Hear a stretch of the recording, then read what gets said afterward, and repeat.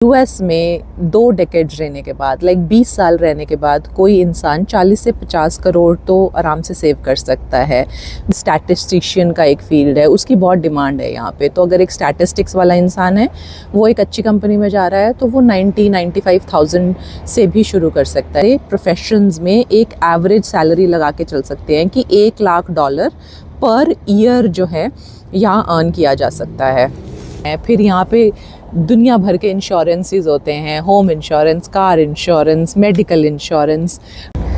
मैंने जो last vlog बनाया था गोल्ड कार्ड पे, उस पर बहुत सारे कमेंट्स आए। पहले तो बहुत बहुत थैंक यू उस व्लॉग को इतना प्यार देने के लिए। लेकिन टॉकिंग अबाउट द कमेंट्स, जब मैंने पढ़ रही थी तो मुझे रियलाइज़ हुआ कि यूएस लाइफ के बारे में इंडिया में बहुत सारे मिथ्स एग्जिस्ट करते हैं।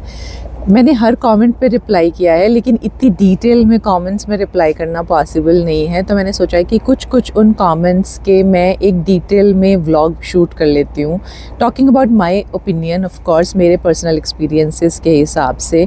तो one of the comment was कि यूएस में 2 डेकेड्स रहने के बाद 20 साल रहने के बाद कोई इंसान 40 से 50 करोड़ तो आराम से सेव कर सकता है, which I think is a myth for many professions. हाँ, कुछ बिजनेस करने वाले लोगों के लिए ये ट्रू स्टेटमेंट हो सकती है, डॉक्टर्स प्रोफेशन के लिए ये ट्रू स्टेटमेंट हो सकती है, लेकिन एक वर्किंग क्लास के लिए इंजीनियर्स के लिए या एक डेटा एनालिस्ट वालों के लिए तो बहुत सारे और भी प्रोफेशंस होते हैं यार, डॉक्टर्स और बिजनेस वालों को छोड़ के। तो उनके लिए इतना बड़ा अमाउंट 2 डेकेड्स में 20 साल में इकट्ठा करना पॉसिबल नहीं है।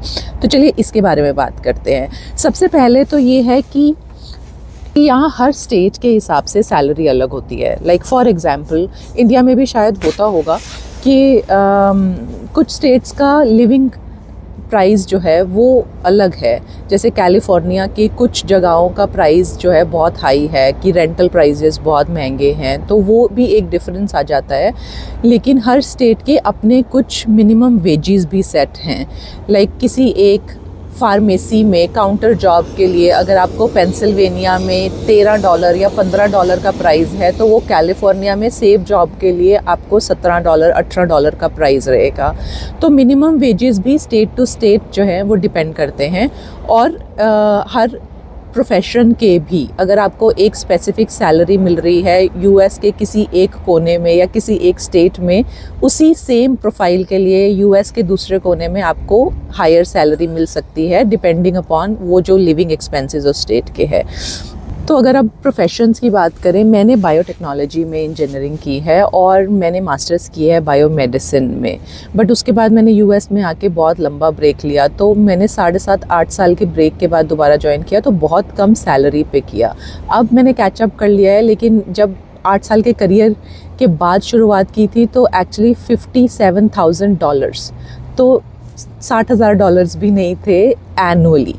तो $57,000 एनुअली पे शुरुआत की थी। ऐसे ही मेरे हस्बैंड जो हैं वो उन्होंने इंडिया से इलेक्ट्रॉनिक्स इंजीनियरिंग की है और फिर यहाँ यूएस से उन्होंने इलेक्ट्रॉनिक्स में मास्टर्स की है। तो उन्होंने भी जब 15 साल पहले शुरुआत की थी तो बहुत लो वेजेस पे शुरुआत की थी, $50,000 पर एनम। अब सैलरीज़ की जो एवरेज सैलरीज़ की अगर बात कर लें यूएस में, फ्रेशर्स के लिए बात नहीं करते हैं, फ्रेशर्स के लिए फिर भी कंपैरेटिवली अगर 10 साल पहले की बात करें तो 50,000 पे 55,000 पे लोग शुरू किया करते थे, और अब स्ट्रेट अवे $75,000 $80,000 से शुरुआत करते हैं फ्रेशर्स भी। कुछ लोगों के प्रोफेशन के हिसाब से ऑफ कोर्स कि वो किस फील्ड से आ रहे हैं। जैसे स्टैटिस्टिशियन का एक फील्ड है, उसकी बहुत डिमांड है यहाँ पे। तो अगर एक स्टैटिस्टिक्स वाला इंसान है, वो एक अच्छी कंपनी में जा रहा है, तो वो 90-95,000 से भी शुरू कर सकता है। लेकिन अगर एक डिसेंट एक्सपीरियंस की बात कर लें तो हर प्रोफेशन के हिसाब से, जैसे इंजीनियर्स जो हैं वो यहाँ पे $1 लाख से लेके $1,20,000 या $1 लाख से लेके $1.5 लाख के बीच में सालाना उनकी इनकम हो सकती है। तो ऐसे ही डेटा एनालिस्ट के प्रोफेशन में, ऐसे ही प्रोजेक्ट मैनेजमेंट के प्रोफेशन में भी अराउंड $90,000 से लेके $1.5 लाख के बीच भी की रेंज में जो है आप अर्न कर सकते हैं। तो मोस्ट ऑफ द प्रोफेशंस अगर हम यहाँ पे लगाएं, अदर देन डॉक्टर्स, नर्सेज और ऑफ कोर्स बिज़नेस तो साइडलाइन कर देते हैं, लेकिन जॉब के बारे में बात करें तो बहुत सारे प्रोफेशंस में एक एवरेज सैलरी लगा के चल सकते हैं कि $1 लाख पर ईयर जो है यहाँ अर्न किया जा सकता है। क्या ये ग्लासेस मुझे ही तंग कर रहे हैं, बट इतनी आँख में धूप आ रही है कि अगर मैं ये नहीं लगा रही हूँ तो मेरी आंखें एकदम बंद हो रही हैं, और लाइटिंग इधर ही अच्छी आ रही है। May be I try to change the frame. मेरे पीछे US का फ्लैग है, अगर आप देख पा रहे होंगे। But coming back to the professions के एक एवरेज सैलरी की बात कर ली जाए तो $1 lakh per year, which is like 85 lakhs per year आज के रेट के हिसाब से जो है। अब जब हम लोग आए थे तो तब तो डॉलर की वैल्यू 85 का कन्वर्जन नहीं था ना, तो 12 साल पहले या 10 साल पहले तो $1 जो है वो 50 रुपये का ही हुआ करता था। तो तब तो कन्वर्जन में भी इतना नहीं कह सकते थे कि हाई सैलरीज़ हैं। अब हाँ, अमेरिकन लोगों को नहीं लगता है कि यहाँ उतनी सैलरीज़ हाई हैं, इंडियंस को भी नहीं लगता है। सैलरीज से कौन कहाँ तृप्त हो पाता है कभी भी। लेकिन एवरेज 1 लाख की बात अगर ले ली जाए तो एक्सपेंसेस भी उसी हिसाब से हैं। जैसे 1 लाख की सैलरी में सबसे पहले तो आपका 24 to 30% तो आप टैक्सेस में ही दे जाते हैं। तो अगर आपकी 1 लाख सैलरी है तो आपके हाथ में $5,000-5,500 हज़ार ही आता है एक महीने का, जिसमें से आप को रेंट भी देना है, या अगर आपने घर लिया हुआ है तो उस घर का लोन भी देना है, ग्रॉसरीज़ भी देना है। फिर यहाँ पे दुनिया भर के इंश्योरेंसेस होते हैं, home insurance, car insurance, medical insurance, वो सब चीज़ें भी देनी हैं उतने ही अमाउंट में।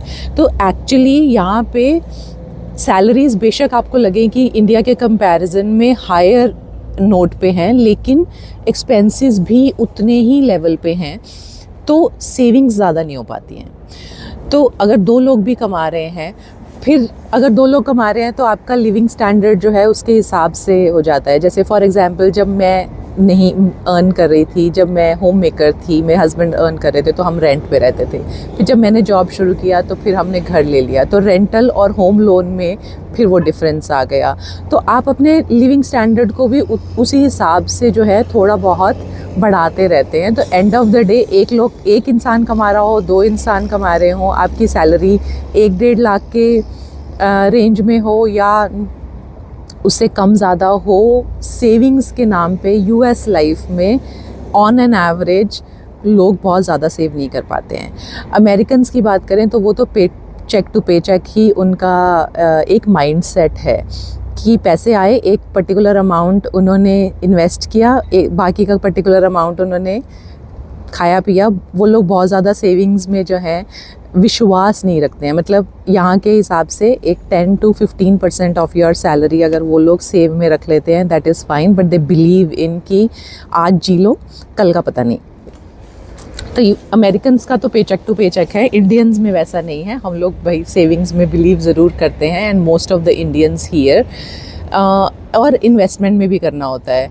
तो सेविंग्स की अगर बात की जाए, 2 लोग भी कमा रहे हैं और बहुत अच्छा कमा रहे हैं, तो भी आप महीने में $2,500-3 हज़ार से ज़्यादा सेव नहीं कर सकते हैं। और इतना सेविंग यहाँ पे रेकमेंडेड भी नहीं होता है। मतलब अगर 2,500-3 हज़ार अगर आप निकाल पा रहे हैं तो पीपल से कि उसमें से 1500 जो है वो इन्वेस्ट कर दो, और मे बी 1,000-1,500 का। तो 1,000-1,500 की अगर आप सेविंग ले लें बस, या 2,000 पर मंथ की भी सेविंग ले लें, तो भी आपके पास एक साल में $20,000 से $25,000 ही सेव होंगे। पर there are lot of other things like property taxes, income taxes, ये वो इतने सारे और एडिशनल एक्सपेंसेस हैं यहाँ पर। इंडिया में भी होंगे, मैं उनको डिनाई नहीं कर रही हूँ, लेकिन यहाँ जो है 20,000 25,000 एक साल में सेव कर लेना is like one of a thing, big deal की बात है। तो अगर उतना भी लगाते हैं, अगर 20-25 हज़ार एक साल का भी लगाते हैं, तो भी आप उसको अब 20 ईयर्स से मल्टीप्लाई कर लीजिए कि कितना बचा पाएंगे। लेकिन उस 20 साल में आपके बच्चे भी हैं, उनके कॉलेज फ़ीस भी होंगे, तो यहाँ स्कूल की फ़ीस नहीं होती है। वो भी एक मिथ है जो किसी और व्लॉग में कवर करेंगे कि यहाँ पे कहते हैं कि बच्चों की 12th तक जो है कोई फ़ीस नहीं होती है, बट एक्चुअली हम लोग स्कूल टैक्स पे करते हैं।